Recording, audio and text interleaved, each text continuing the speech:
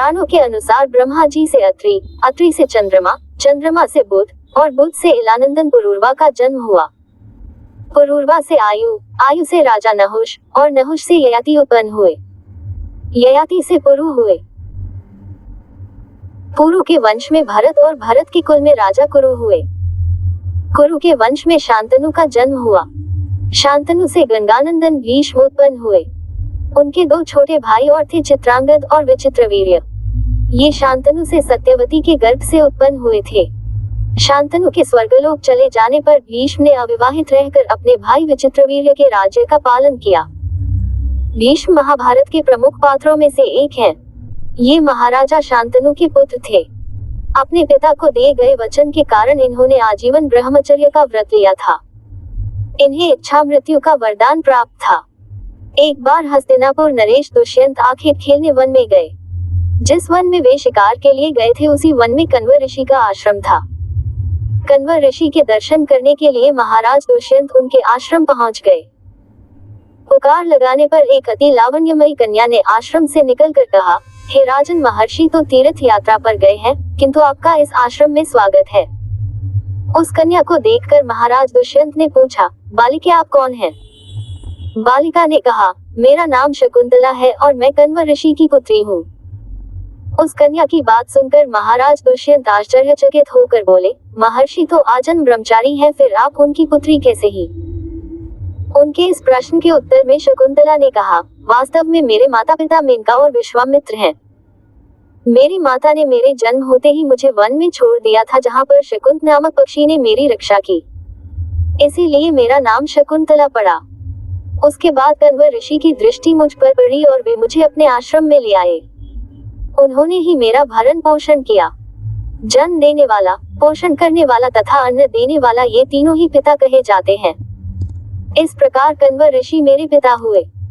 शकुंतला के वचनों को सुनकर महाराज दुष्यंत ने कहा, शकुंतले, तुम क्षत्रिय कन्या हो। यदि तुम्हें किसी प्रकार की आपत्ति न हो तो मैं तुमसे विवाह करना चाहता हूँ। शकुंतला भी महाराज दुष्यंत पर मोहित हो चुकी थी, अतः उसने अपनी स्वीकृति प्रदान कर दी। दोनों ने गंधर्व विवाह कर लिया। कुछ काल महाराज दुष्यंत ने शकुंतला के साथ विहार करते हुए वन में ही व्यतीत किया। फिर एक दिन वे शकुंतला से बोले, प्रियतमे, मुझे अब अपना राजकार्य देखने के लिए हस्तिनापुर प्रस्थान करना होगा। महर्षि कण्व के तीर्थ यात्रा से लौट आने पर मैं तुम्हें यहाँ से विदा कराकर अपने राजभवन में ले जाऊंगा। इतना कहकर महाराज ने शकुंतला को अपने प्रेम की प्रतीक के रूप में अपनी स्वर्ण मुद्रिका दी और हस्तिनापुर चले गए। एक दिन उसके आश्रम में दुर्वासा ऋषि पधारे। महाराज दुष्यंत के विरह में लीन होने के कारण शकुंतला को उनके आगमन का ज्ञान भी नहीं हुआ और उसने दुर्वासा ऋषि का यथोचित स्वागत सत्कार नहीं किया। दुर्वासा ऋषि ने इसे अपना अपमान समझा और क्रोधित होकर बोले, बालिके, मैं तुझे शाप देता हूँ कि जिस किसी के ध्यान में लीन होकर तूने मेरा निरादर किया है वह तुझे भूल जाएगा।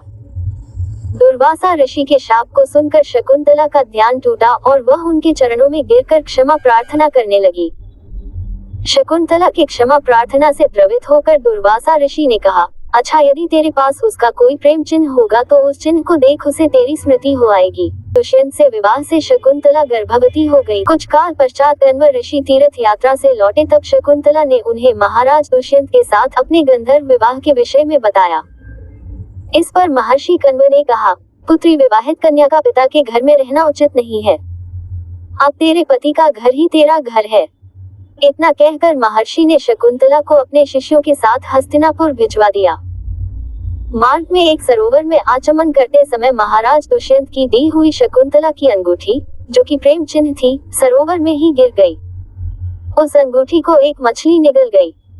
महाराज दुष्यंत के पास पहुंचकर कण्व ऋषि के शिष्यों ने शकुंतला को उनके सामने खड़ी करके कहा, महाराज तो दुर्वासा ऋषि के शाप के कारण शकुंतला को विस्मृत कर चुके थे, अतः उन्होंने शकुंतला को स्वीकार नहीं किया और उस पर कुलटा होने का लांछन लगाने लगे। शकुंतला का अपमान होते ही आकाश में जोरों की बिजली कड़क उठी और सबके सामने उसकी माता मेनका उसे उठा ले गई। जिस मछली ने शकुंतला की अंगूठी को निगल लिया था, एक दिन वह एक मछुआरे के जाल में आ फंसी। जब मछुआरे ने उसे काटा तो उसके पेट अंगूठी निकली। मछुआरे ने उस अंगूठी को महाराज दुष्यंत के पास भेंट के रूप में भेज दिया। अंगूठी को देखते ही महाराज को शकुंतला का स्मरण हो आया और वे अपने कृत्य पर पश्चाताप करने लगे। महाराज ने शकुंतला को बहुत ढूंढवाया किंतु उसका पता नहीं चला। कुछ दिनों के बाद देवराज इंद्र के निमंत्रण पाकर देवासुर संग्राम में उनकी सहायता करने के लिए महाराज दुष्यंत इंद्र की नगरी अमरावती गए। संग्राम में विजय प्राप्त करने के पश्चात जब वे आकाश मार्ग से हस्तिनापुर लौट रहे थे तो मार्ग में उन्हें कश्यप ऋषि का आश्रम दृष्टिगत हुआ। उनके दर्शनों के लिए वे वहां रुक गए। आश्रम में एक सुंदर बालक एक भयंकर सिंह के साथ खेल रहा था। मेनका ने शकुंतला को कश्यप ऋषि के पास लाकर छोड़ा था तथा वह बालक शकुंतला का ही पुत्र था। उस बालक को देखकर महाराज के हृदय में प्रेम की भावना उमड़ पड़ी। वे उसे गोद में उठाने के लिए आगे बढ़े तो शकुंतला की सखी चिल्ला उठी, हे भद्र पुरुष, आप इस बालक को न छुए अन्यथा उसकी भुजा में बंधा काला डोरा सांप बनकर आपको डस लेगा। ये सुनकर भी दुष्यंत स्वयं को न रोक सके और बालक को अपने गोद में उठा लिया। अब सखी ने आश्चर्य से देखा कि बालक के भुजा में बंधा काला गंडा पृथ्वी पर गिर गया है। सखी को ज्ञात था कि बालक को जब कभी भी उसका पिता अपने गोद में लेगा वह काला डोरा पृथ्वी पर गिर जाएगा। सखी ने प्रसन्न होकर समस्त वृतांत शकुंतला को सुनाया। शकुंतला महाराज दुष्यंत के पास आई। महाराज ने शकुंतला को पहचान लिया। उन्होंने अपने कृत्य के लिए शकुंतला से क्षमा प्रार्थना किया और कश्यप ऋषि की आज्ञा लेकर उसे अपने पुत्र सहित अपने साथ हस्तिनापुर ले आए। महाराज दुष्यंत और शकुंतला के उस पुत्र का नाम भरत था। बाद में वे भरत महान प्रतापी सम्राट बने और उन्हीं के नाम पर हमारे देश का नाम भारतवर्ष हुआ।